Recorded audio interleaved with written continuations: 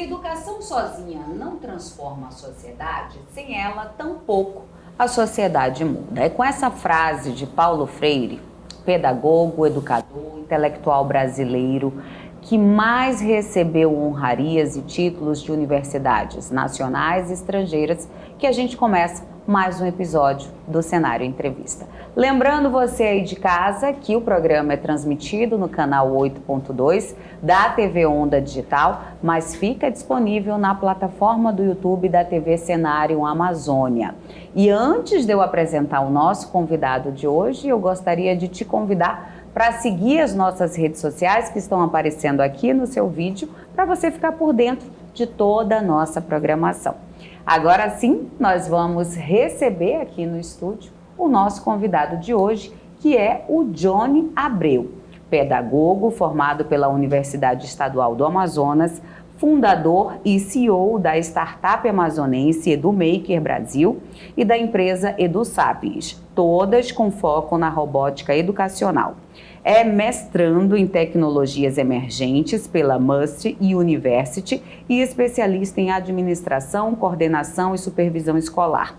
É também especialista em neuropsicopedagogia, com ênfase em educação especial e inclusiva. O nosso convidado também é coordenador pedagógico do Colégio Palas Athena e presidente do Comitê Manaus da AFS Brasil, uma ONG sem fins lucrativos, com sede em Nova York, presente em mais de 60 países e com 105 anos de experiência em intercâmbio.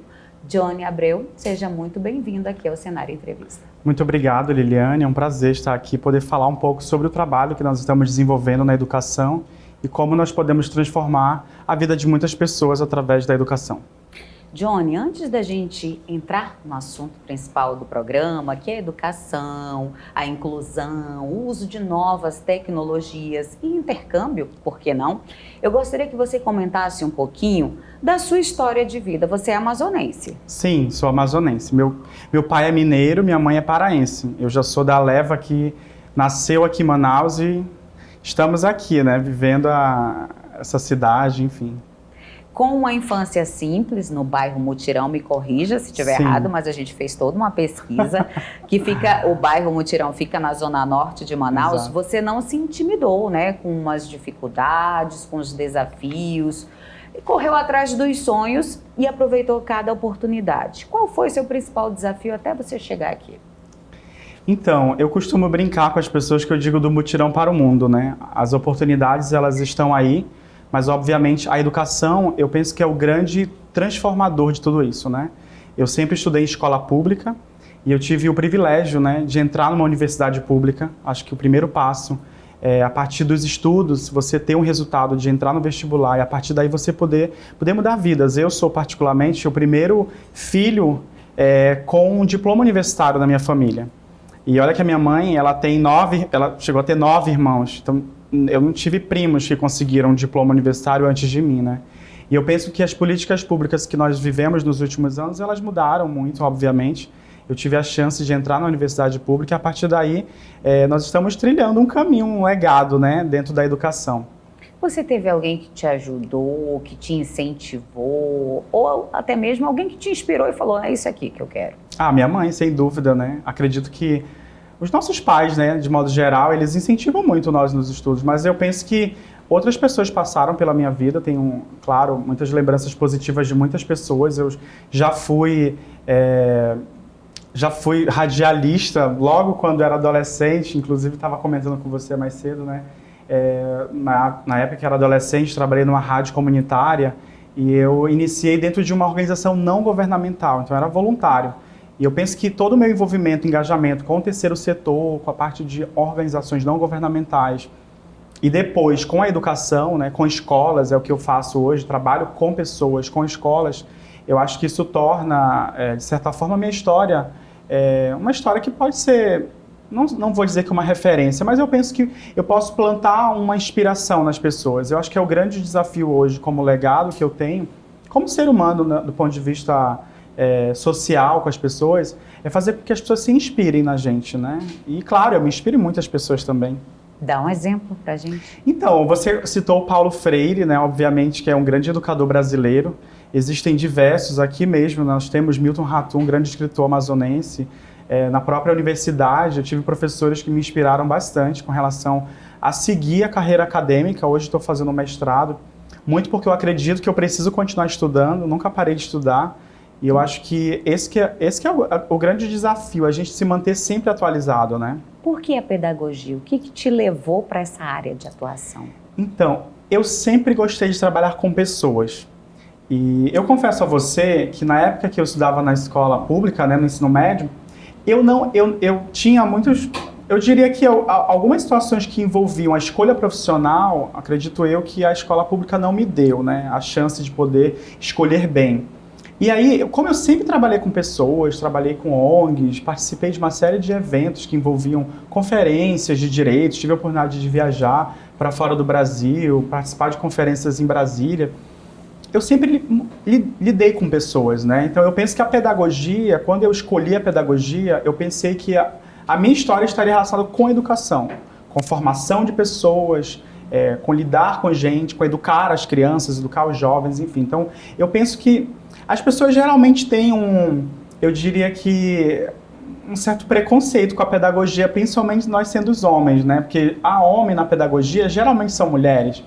Mas eu diria o seguinte, para as pessoas que pensam na pedagogia como uma carreira profissional. Acho que quem torna o profissional, né, um profissional de excelência, não é a profissão que você escolheu, mas é o profissional que você se tornou ao longo da... É você todo dia tentando Exato. ser melhor. Exato. Como era esse mercado, né, quando você começou a atuar, o mercado que eu digo da educação, tá? E como está hoje na sua avaliação? Porque quem nos acompanha aqui tem muita gente que está em formação, tem muita gente que vai ainda escolher a sua carreira. Por isso eu fiz essa pergunta. Isso é interessante, Liliane, porque nós estamos vivendo uma era disruptiva do ponto de vista das novas tecnologias, do ponto de vista do processo de aprendizagem, né? Nós vivemos recentemente uma pandemia que transformou e mudou muitos cenários do ponto de vista do uso dessas tecnologias em casa, na sua mão, tablet, um telefone e tudo mais. Então eu penso que hoje nós temos um cenário muito favorável para quem quer empreender em diversas áreas, seja ela na área digital, né, na área da educação também. E eu acredito que eu sempre fui muito empreendedor de mim, né? Do ponto de vista não da imagem, né? Eu acredito do ponto de vista do que eu posso investir em mim para que eu possa extrair o melhor e a partir daí conseguir resultados, né? Então, a chance de fazer um intercâmbio, eu já tive a chance de fazer um intercâmbio, né? A chance de poder viver experiências fora do Brasil, viver experiências educacionais que eu fui atrás. Então, eu acredito que os desafios que a gente vê hoje dentro da educação e até mesmo no mercado de maneira geral, são disruptivos e eu acho que quem tem uma veia empreendedora, quem é muito criativo, eu trabalho com processos de desenvolvimento de habilidades criativas. Eu acho que quando a gente tem um ser humano criativo, um ser humano resolutivo, eu penso que essa pessoa ela realmente vai conseguir encontrar oportunidades para empreender e para gerar receita, para gerar, né, enfim, a sua área de atuação profissional. Você já até começou a falar o que eu vou lhe perguntar, né? A gente está num mundo cada vez mais globalizado, digital, que nos trouxe muitos avanços, mas também trouxe algumas consequências. Como é que você avalia isso na educação? Então, eu penso que os educadores, de modo geral, a gente precisa estar muito antenado com o que está acontecendo nessas mudanças de tecnologia, né? Na verdade, se a gente for parar para pensar, a escola assumiu um papel muito importante em educar a sociedade. A gente fala muitas vezes, a família é responsável pela educação em casa. Mas quantas vezes a gente precisou lidar com crianças em sala de aula sem respeito, sem esperar o outro, né? Por exemplo, você fala, o outro espera para você falar. Então, noções básicas de educação que, infelizmente, a gente acabou tendo que lidar com isso. E a pandemia, eu falo muito da pandemia porque a gente viveu uma mudança muito drástica, né, na relação com o outro. Imagina você ter contato com uma criança de 7 anos de idade através de uma tela de um telefone ou na tela de um computador. Então, imagina como que essa relação fica defeituosa? Como que essa relação perde habilidades que precisavam ser desenvolvidas, né? Então, hoje, do ponto de vista da educação, em relação a essas relações, é importante que os educadores, nós educadores, saibamos interpretar bem os sinais, né, que a gente visualiza com os alunos em sala de aula, ou seja, com os próprios professores. A gente precisa estar sempre em formação constante, né? Não só para lidar com isso, mas para entender esses cenários, né? Entender essas mudanças repentinas, né? E como usar da melhor forma, exato. Né? No ambiente. Imagina, hoje você precisa lidar com questões, né, que envolvem a aprendizagem do aluno para um conteúdo do material, mas você precisa lidar com as emoções, né? As soft skills estão aí e é importante o professor compreender como desenvolver habilidades que vão ser exercidas por essa criança lá na fase adulta, né? Você também é coordenador pedagógico de um colégio aqui em Manaus, muito tradicional. Não vou fazer o merchan aqui, né? Mas meu filho já estudou lá também. Como é que vocês têm utilizado a tecnologia na sala de aula? Então, eu trabalho numa escola que está há 35 anos no mercado e a instituição que eu trabalho, eu tenho muito orgulho de trabalhar lá porque eu estou há mais de 10 anos trabalhando no Palas Athena. E nossa escola ela é uma escola inovadora, né? A gente hoje acabou de receber, inclusive, o selo de escolas da rede Unesco, a única escola do Amazonas que conseguiu recentemente esse selo e faz parte de uma rede global de escolas que desenvolve uma pedagogia inovadora, uma pedagogia que foca no ser humano, na sua formação integral. Então, o Palas, a escola que eu trabalho, é uma escola que realmente utiliza muitas tecnologias e essas tecnologias, obviamente, elas são muito validadas. A gente não coloca as crianças em contato com telas o tempo todo, porque a gente entende a preocupação. E hoje nós temos uma discussão muito grande sobre o uso de telas na escola, obviamente, mas o mais importante é que a escola consegue trazer uma proposta pedagógica que inova no seu currículo e consegue ofertar uma proposta de cidadania global. O nosso grande desafio hoje é formar pessoas para uma liderança global, pensar nesse ser humano como um ser humano que vai ser feliz. E eu costumo brincar com as famílias que eu atendo, uma coisa bem engraçada. As famílias procuram a gente porque elas querem aprovação no vestibular. A escola aprova para o vestibular. A gente acabou de aprovar alunos para medicina, para direito, para engenharia, enfim. Mas o mais importante de tudo isso é que o seu filho não é só aprovação no vestibular.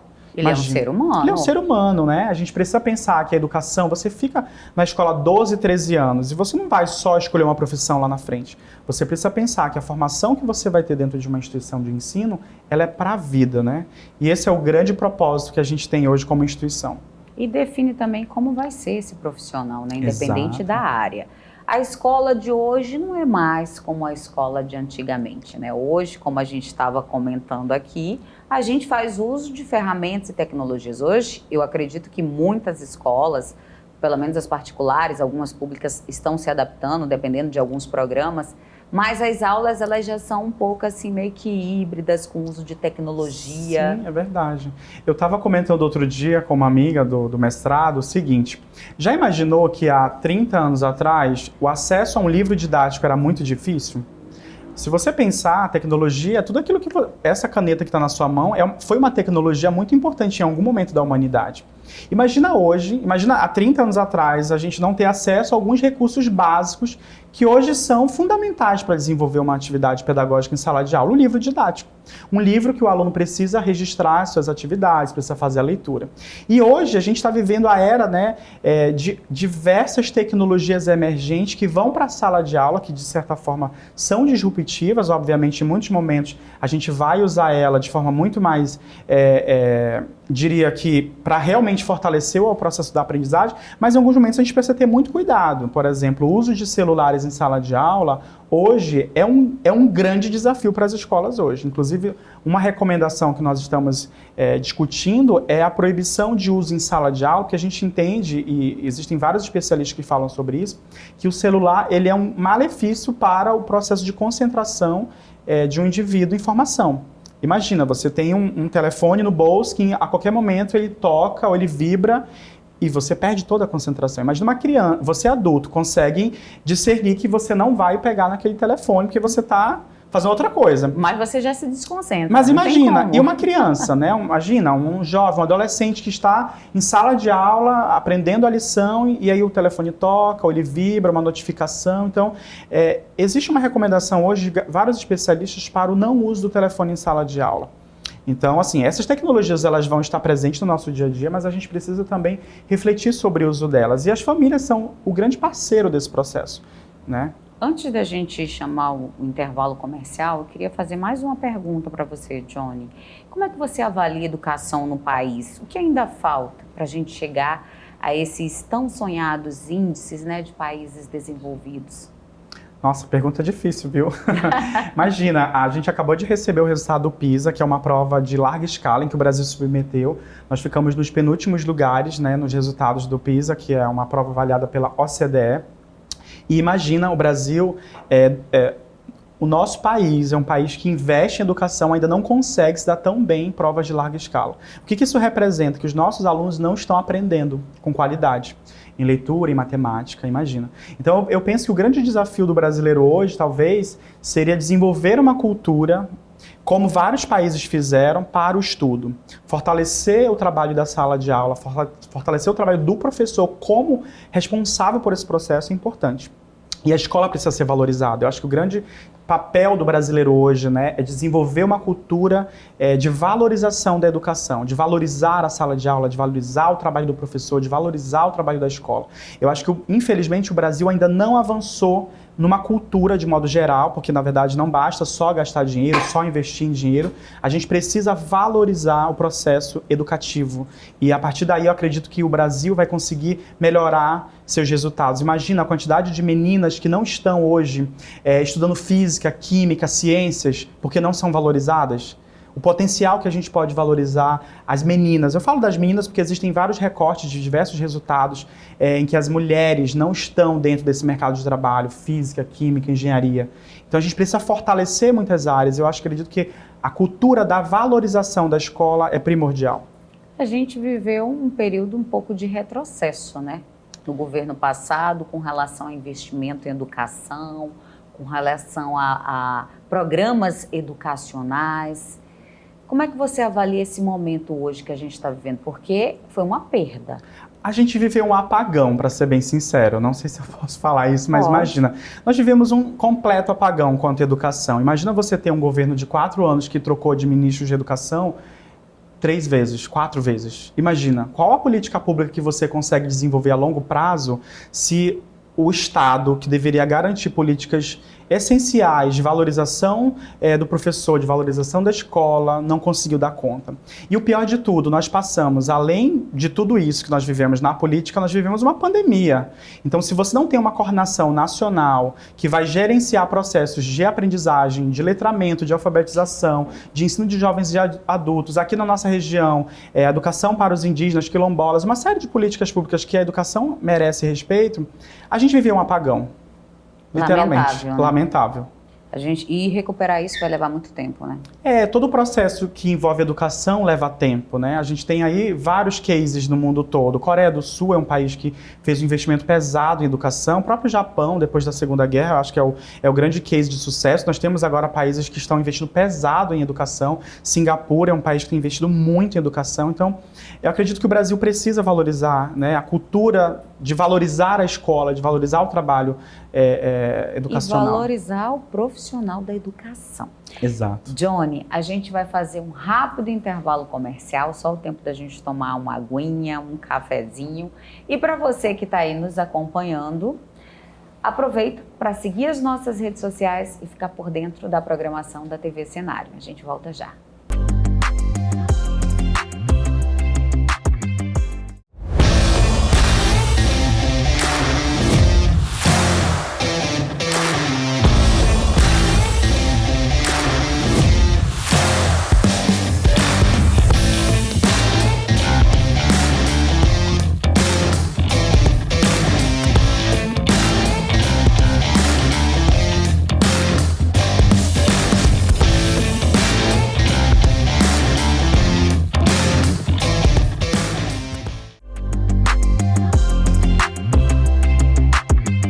Estamos de volta com o Cenário Entrevista, que hoje recebe o Johnny Abreu, que é educador, empresário e presidente da AFS Brasil, que é uma ONG especializada em intercâmbio. No bloco anterior, nós falamos um pouquinho da história de vida do Johnny, um menino lá do Mutirão, que que ganhou o mundo.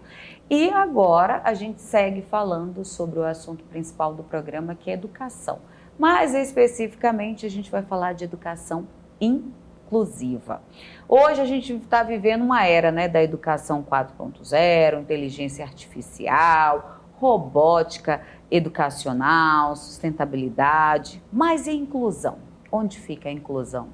Então, esse é o desafio que nós estamos enfrentando, e eu diria que todos nós, né, não só a escola, as famílias, a sociedade de modo geral, como desenvolver processos que realmente criem uma cultura de inclusão.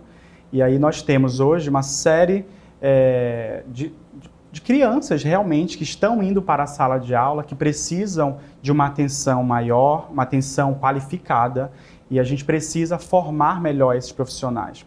E eu diria que esse é o grande desafio hoje de todos nós, fazer com que essas crianças possam desenvolver suas habilidades de modo geral, compreendendo os seus desafios, né, os seus potenciais, e a partir daí melhorar, construir com a família um processo de parceria para que elas possam realmente desenvolver, né, e consigam ter seus objetivos atendidos. Imagina a quantidade de famílias que precisam pensar um projeto de vida para o seu filho e como que eles podem contar com o apoio da escola, da sociedade, de modo geral, para que essas crianças possam ter seus sonhos, né, lá na frente alcançados, né? Como é que você acha que essas ferramentas que eu citei aqui, né, uso de robótica, inteligência artificial, né, como é que essas ferramentas elas podem contribuir na melhoria da qualidade do ensino?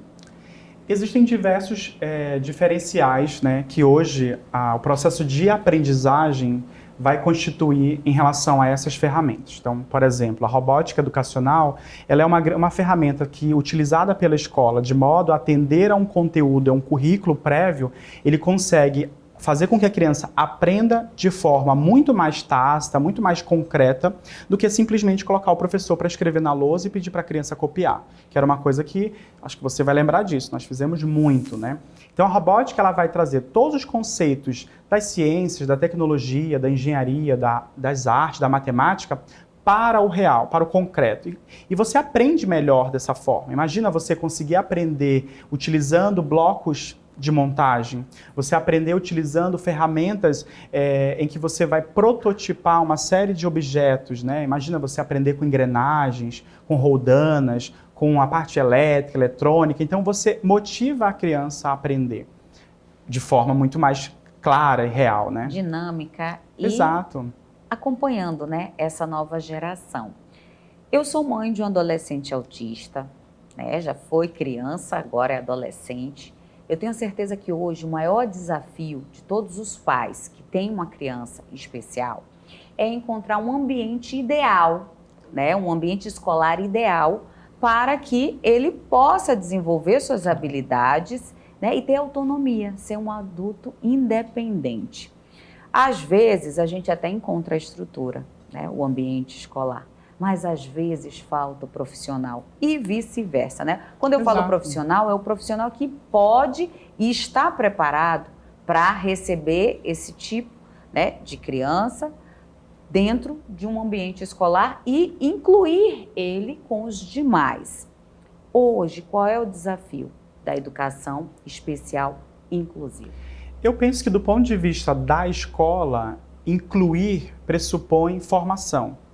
É importante que a escola forme os seus profissionais para fazer um atendimento especializado, considerando todas as necessidades da criança, obviamente, e a gente precisa lembrar que não é só a escola que vai fazer esse trabalho, nós vamos ter os especialistas de modo geral, né, os psicólogos, fonoaudiólogos, os terapeutas ocupacionais, né, os TOs, enfim. E aí eu penso que do ponto de vista da escola é a formação.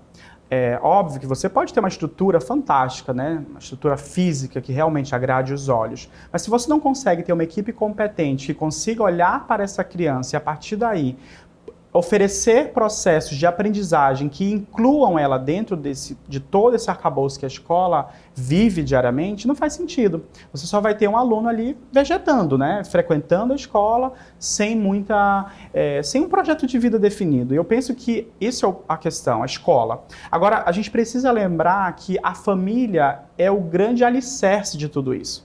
né? A escola pode ter esses profissionais formados, mas se a família não consegue, por exemplo, dar esse suporte para os profissionais outros que vão acompanhar essa criança, a escola não vai conseguir fazer um trabalho sozinho.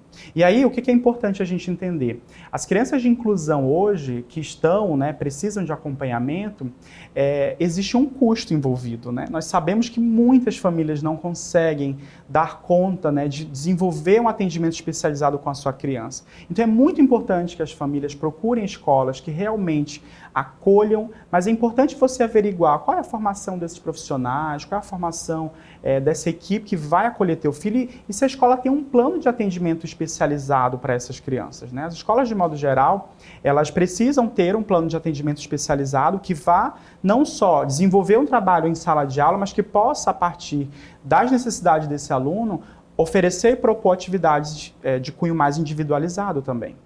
Eu fiz essa pergunta porque a gente recebe também, né? Convivo com muitos outros pais e famílias. E hoje em dia, todo mundo ou tem alguém na família que tem alguma necessidade especial ou conhece alguém. Então, isso já é realidade hoje, né? Você ter alguém que precisa, né, de uma atenção especial. Aí a gente falou de um ambiente ideal, que são as escolas particulares, que ela pode, né, algumas proporcionar esse tipo de ambiente ideal. Mas a gente tem que falar da grande maioria que estuda em escola pública, que muitas das vezes não tem todo esse suporte e nem tem um ambiente ideal.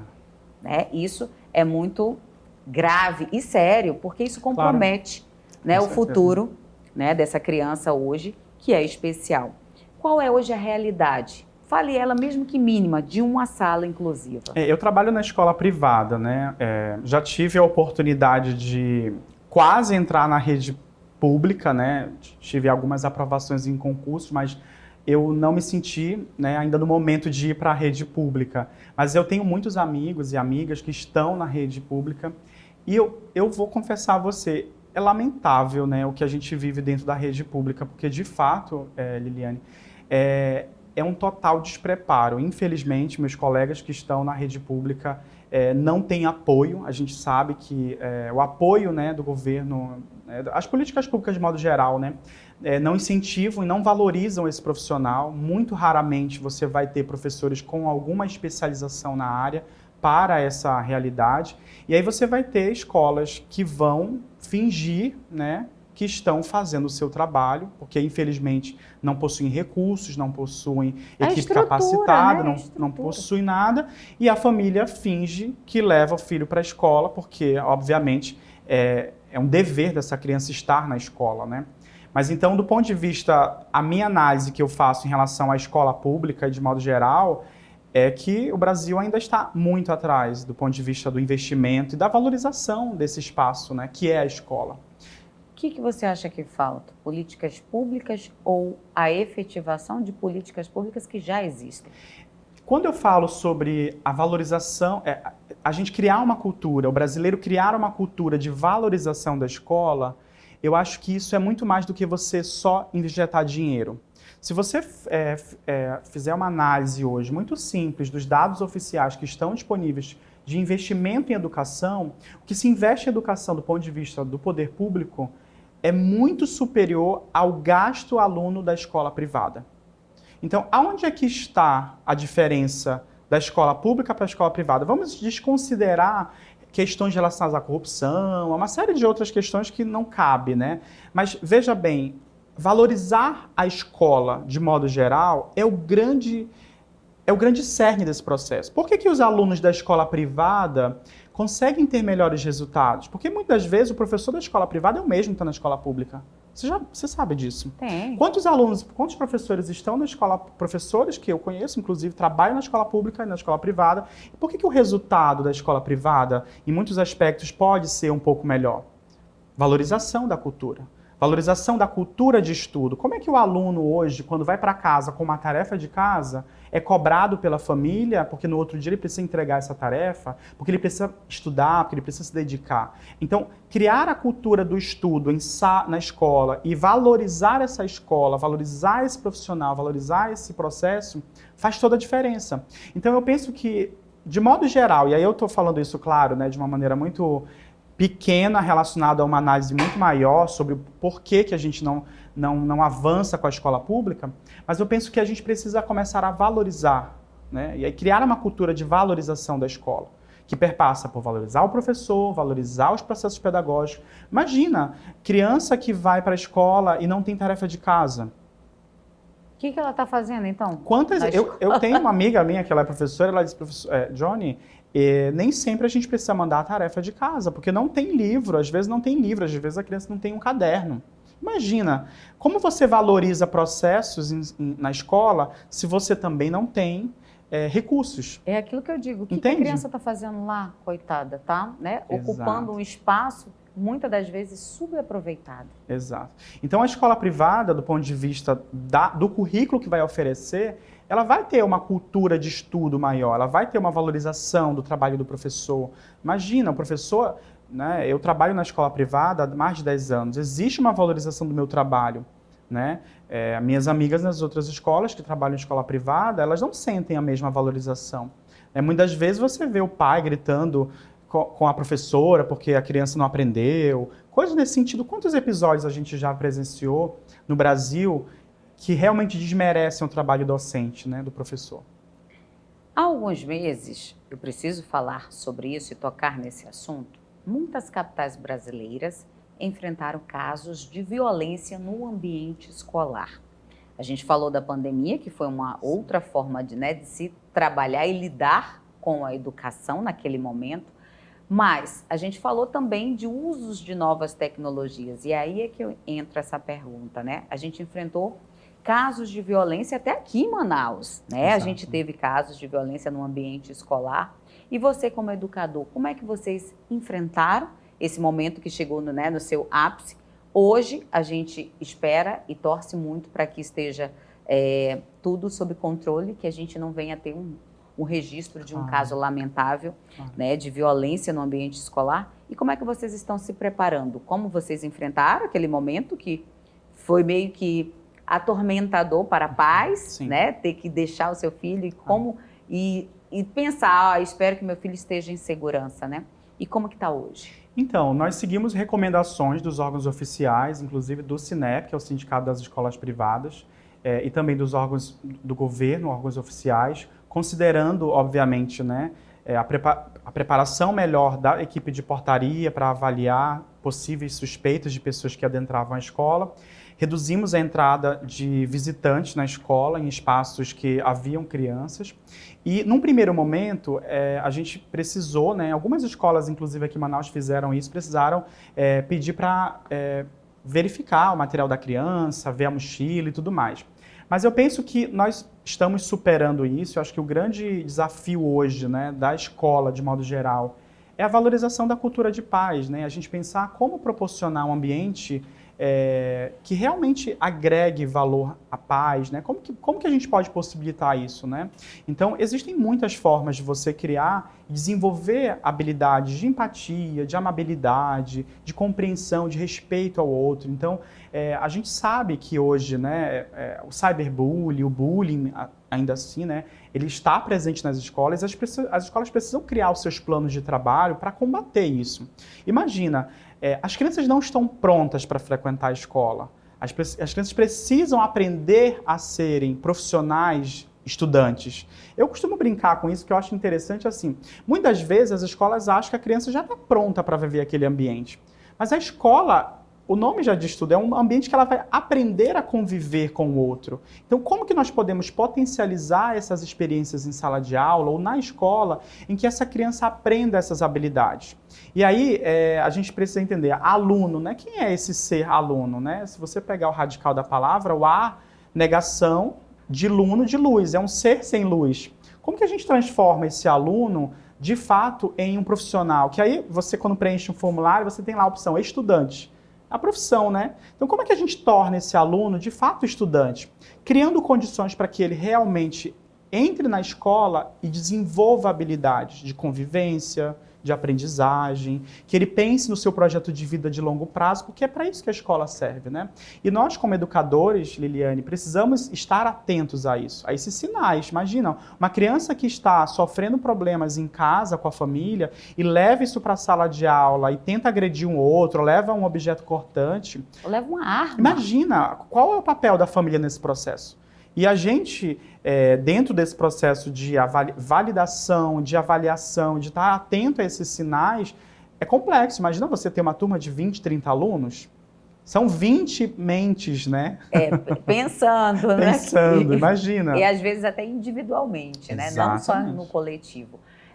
Mas não só trabalhar esses aspectos que você citou, mas também trazer, né, a família para dentro da escola. É fundamental essa participação. A parceria da família com a escola é essencial. E aí a escola precisa conhecer também essa família, né? Saber quem são os pais, conhecer os responsáveis por aquela criança, entender a relação dessa família com a criança. Isso é importante. Óbvio que a gente entende a real demanda hoje das escolas, é gigantesca. Nós precisamos lidar com muitas situações no dia a dia, né? E aí a importância dessa parceria é fundamental. Família, escola, parceria que dá certo. É verdade. Johnny, a gente vai fazer mais um intervalo e daqui a pouquinho a gente volta com mais um bloco de perguntas ao nosso convidado. E você não sai daí que a gente volta já já.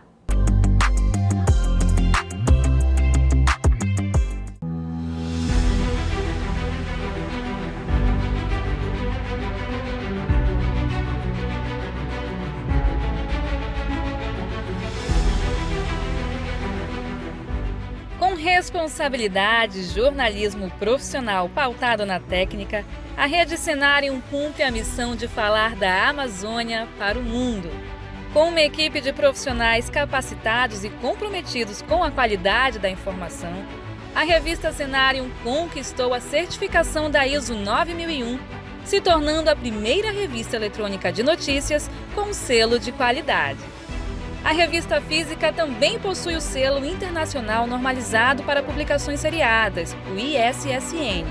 Com profissionais espalhados pela região norte, a Cenarium tem representantes em Roraima, Rondônia e Pará, com atuação jornalística e foco nos 9 estados da Amazônia. As premiações e reconhecimentos também já fazem parte dos 3 anos de existência de um dos veículos de comunicação que já está entre os principais canais jornalísticos da região. A Rede Cenarium está presente em todas as plataformas com o site Revista Cenarium, Agência Cenarium Amazônia e TV Cenarium Amazônia. Com uma grade de programação especial, os produtos entregam ao público conteúdos autorais embasados na técnica jornalística, abordando pautas sobre o bioma amazônico e os povos tradicionais da Amazônia para o mundo.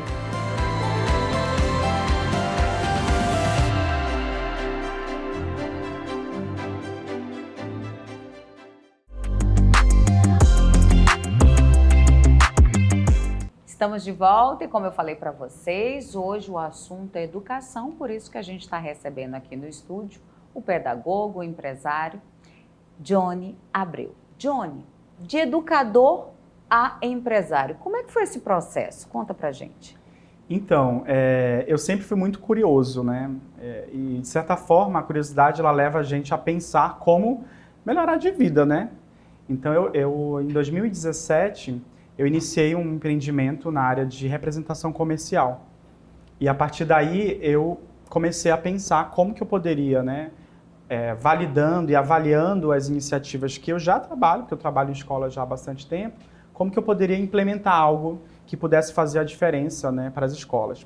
E aí, antes da pandemia, um pouco antes da pandemia, nós iniciamos, né, criamos a iniciativa de pensar uma solução que pudesse agregar a proposta pedagógica das escolas. A gente estava avaliando ali naquele momento, né, que muitas escolas precisavam desenvolver algo inovador, que pudesse realmente complementar ou melhorar a sua proposta pedagógica, de trabalho, enfim.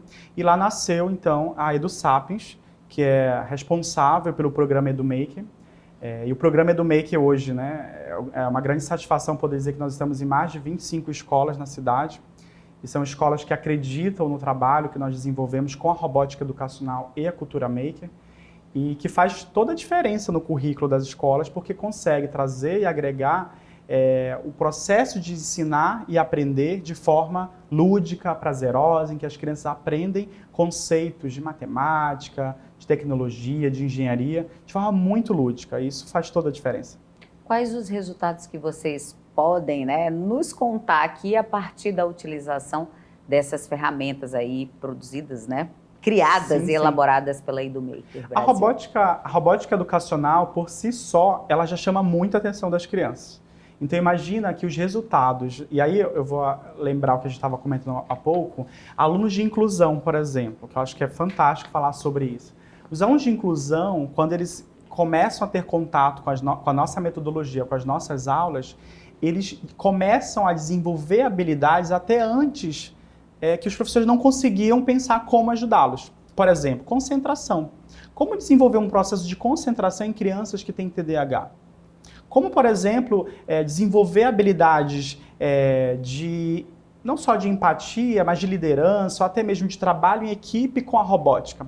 Você tem um desafio e você precisa que as crianças juntas pensem como resolver aquele problema. Então, assim, essas habilidades, elas são o resultado do nosso trabalho. Porque muitas vezes você pensa, quais são os resultados que você tem?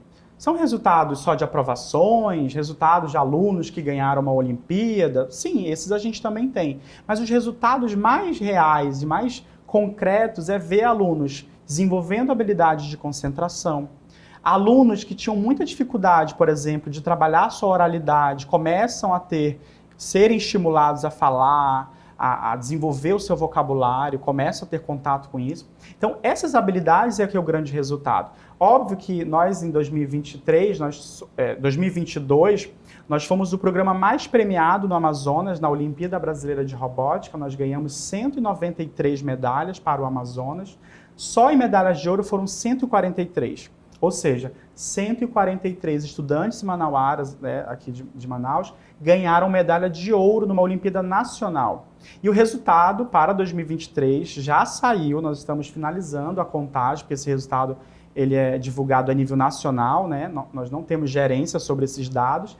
Nós estamos finalizando a compilação de todos os dados de todas as escolas que são parceiras da Edumaker, para fazer uma mega divulgação, porque a gente acredita que a gente bateu o recorde aí. Dobrar esse número. Eu espero, né? Então estamos contando para que... E esse é também um resultado, né? Alunos que se dedicam, que fazem as Olimpíadas, que participam desses eventos olímpicos e ganham medalhas. Você também é presidente do Comitê Manaus da AFS Brasil, que é uma ONG sem fins lucrativos, com sede em Nova York, mas que está presente em mais de 60 países e que tem experiência em intercâmbio. Pode falar para a gente um pouquinho como é esse trabalho na ONG? Claro. Eu costumo dizer para todo mundo que me conhece que eu tenho uma veia do voluntariado. Sempre gostei de ser voluntário. Minha mãe, inclusive, é fundadora de um albergue aqui em Manaus, que também é um trabalho voluntário.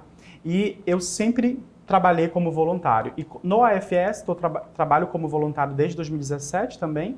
E a nossa organização, ela tem um comitê aqui em Manaus. Essa organização, ela funciona com sede no Rio de Janeiro, a sede no Brasil.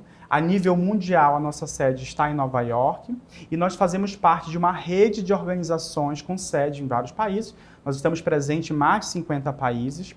E atualmente, como presidente, eu lidero um grupo de voluntários que desenvolve todo um processo de aprendizagem intercultural. Quando a gente fala de intercâmbio, as pessoas geralmente pensam em agências de intercâmbio, que você vai lá, compra um pacote e vai viajar.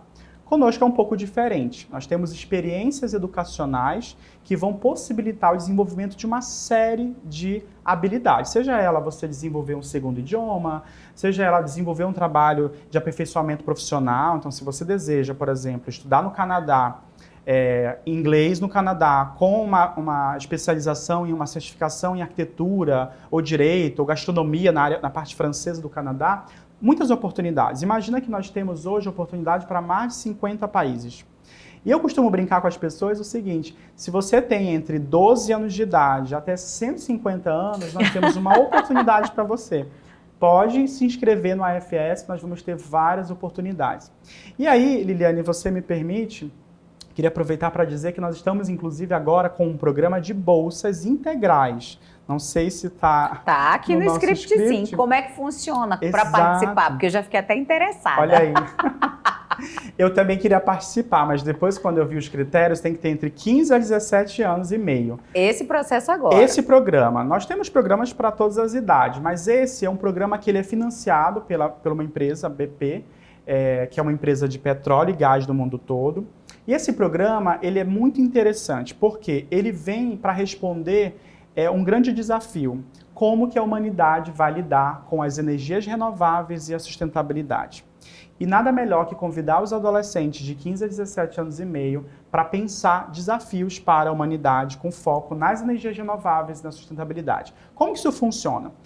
O AFS, em parceria com a Universidade da Pensilvânia, nos Estados Unidos, elaborou um programa chamado AFS Global Academy. Então é uma academia, esses adolescentes que vão ser selecionados, eles vão fazer parte de um intercâmbio de 4 meses.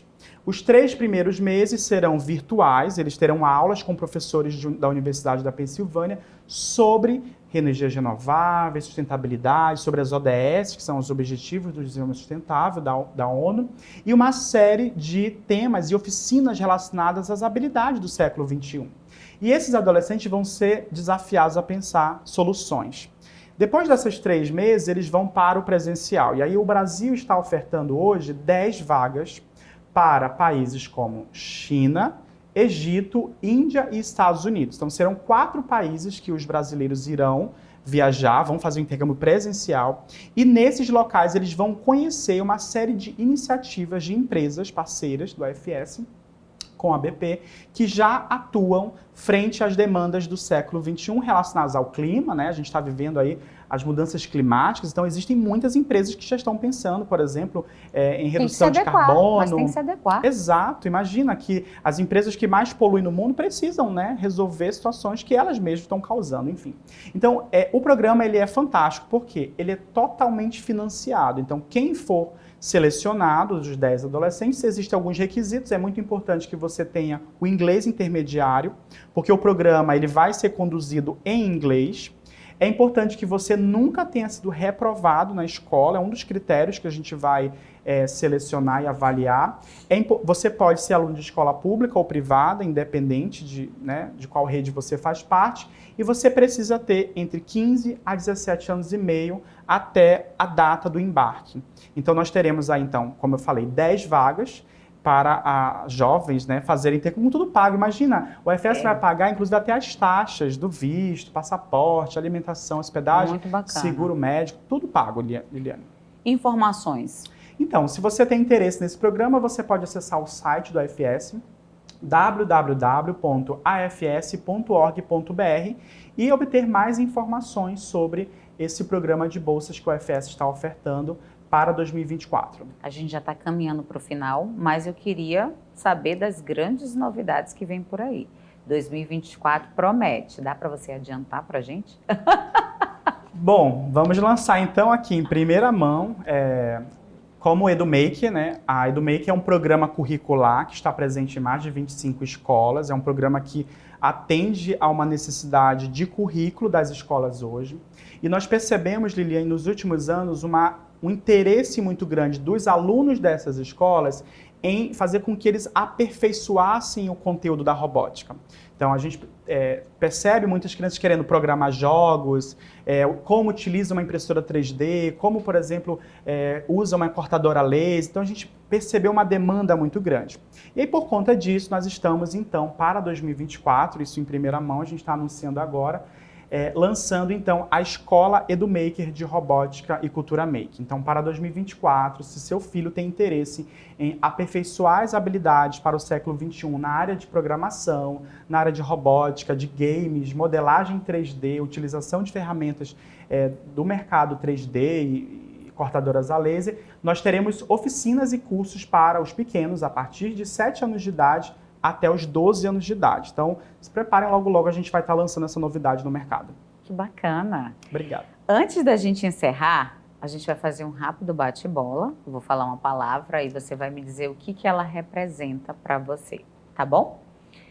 A gente já começa com a educação. Propósito. Inclusão. Viver a cultura. Tecnologia. Tecnologia. Criatividade. Robótica. Acho que é o meu legado do que eu desejo. Startup. Startup, eu diria empreender, que é um grande desafio. Legislação. Aí eu ligo Entendo. ela à educação, tá? Legislação, eu diria... A gente precisa seguir, né? Interpretar, analisar e se adequar, né? Política. Eu vivo isso todos os dias. Idioma. Precisamos desenvolver isso com todos. O idioma leva você a qualquer lugar do mundo. Intercâmbio. Faça o intercâmbio. Voluntariado. Tá na veia, né? Sempre fui e incentivo quem deseja. Acho que faz muito sentido você doar o seu tempo para ajudar as pessoas. Amazônia. Minha casa, né? Eu tenho levado o nome da Amazônia para vários espaços que eu tenho tido a oportunidade de falar sobre educação. Recentemente eu participei da Semana Ibero-Americana de Educação. Eu pude falar um pouco do que a gente tem feito aqui. E a Amazônia, minha casa, né? Sonho. Poder ajudar mais pessoas. Eu vim de uma família muito humilde e o que eu tenho construído de legado hoje tem muito a ver com o fato de eu acreditar que eu posso ajudar as pessoas. E eu me sinto muito orgulhoso de poder fazer isso pelas pessoas que estão próximas a mim. Medo. Um medo? Vou dizer que seria morrer, né? Mas acho que um medo... acho que não deixar um legado, eu acho que não fazer a diferença na vida das pessoas. Acho que o medo é ser só mais uma pessoa no mundo, no meio de todo mundo, não sei. Futuro. Futuro, estamos construindo hoje. Acho que hoje esse é o grande passo que nós estamos dando, né? O que a gente quer depois, a gente está fazendo hoje, semeando, plantando, colhendo. É um processo que não para. Família. É meu maior orgulho, meus irmãos, minha mãe, minha família toda. Muito orgulho da minha mãe. Nossa, demais. Religião. Então, sou espírita, acredito muito na caridade, em fazer o bem ao outro. E como espírita, acho que a gente precisa sempre internalizar isso, né? Nós sempre estamos num processo de evolução. E a religião é isso, evoluir como pessoa. Quem é Johnny Abreu? Então, o Johnny Abreu é um jovem sonhador que acredita no poder da educação, que a partir da educação nós podemos fazer a diferença no mundo, podemos conquistar espaços, criar oportunidades, desenvolver pessoas, formar pessoas. Então, eu acredito que Johnny Abreu é um ser em construção, considerando todas essas vertentes do empreendedor, do professor, do coordenador, do estudante, nunca deixei de estudar. E eu acho que eu sou tudo isso e penso que gostaria, né, de ser inspiração para as pessoas. Johnny, muito obrigado pela sua disponibilidade de estar conosco hoje, compartilhar um pouquinho da tua história de vida, da tua trajetória profissional. E o que a gente pode desejar hoje para você é muito sucesso. Muito obrigado pela oportunidade de poder falar um pouco sobre educação. Independente da figura que está aqui hoje, saibam que a educação é que transforma, né? Então, se você está nos assistindo agora, saiba disso, né? Faça a educação acontecer na sua vida. Então, busque isso, que eu acho que isso faz toda a diferença. Obrigado mais uma vez pela oportunidade. A gente agradece. O Cenário Entrevista fica por aqui. A gente volta na próxima semana com mais um convidado inédito. Lembrando que o programa é transmitido no canal 8.2 da TV Onda Digital, mas fica disponível, ou seja, essa edição e as outras edições desta temporada ficam disponíveis na plataforma do YouTube da TV Cenário Amazônia. A gente volta semana que vem. Até lá. Tchau.